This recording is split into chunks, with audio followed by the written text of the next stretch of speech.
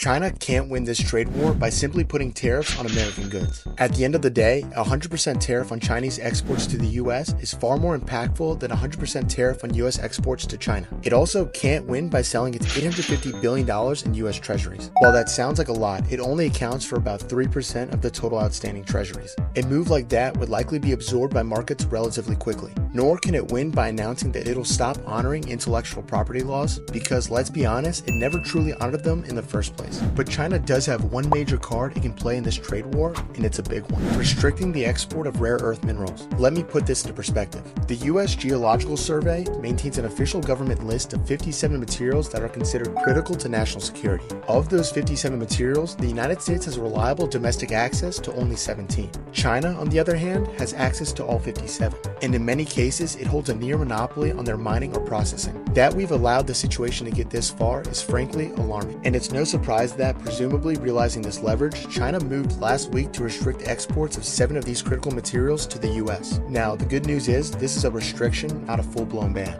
and it's just 7 out of 57 for now. But if this trade war continues to escalate, and China were to cut off access to the other 40 materials the US doesn't currently have domestic supply of, the consequences could be catastrophic. Fortunately, on April 24th, President Trump signed an executive order to accelerate and promote underwater mining. This is a big deal because as of now, there are 0 commercial underwater mining operations in existence. Why? Because of regulatory roadblocks and until now, a lack of strategic urgency. But in the context of this trade war, the need to develop alternative sources outside of China has never been more urgent. So what stocks could benefit from this underwater mining executive order? One name stands out: the metals company, ticker symbol TMC. TMC has been developing underwater mining technology for years, but has struggled to move forward due to regulatory hurdles. This new executive order could change everything, potentially allowing them to bypass international restrictions and even receive subsidies to scale operations. It looks like TMC just got a lifeline.